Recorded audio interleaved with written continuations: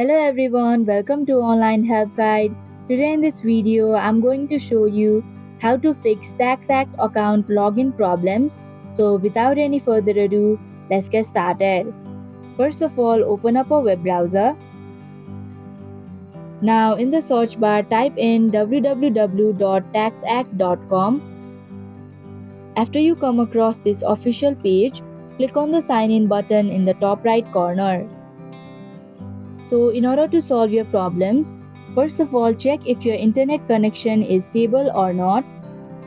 If internet isn't the problem, then type in your username associated with your account and your valid password. And if the problem is still not solved, then recheck your username and password that you had entered. And if you have trouble remembering your username or password, then you can click on Forgot Username or Password link. But if it still doesn't help, then try refreshing cookies and cache from the web browser that you're using currently. In order to do that, click on the three vertical dots in the top right corner and go to Settings option. Now click on Privacy and Security. Then tap on Clear Browsing Data. As you can see that the options have already been selected, so you'll just have to manage the time from which you want to delete the data.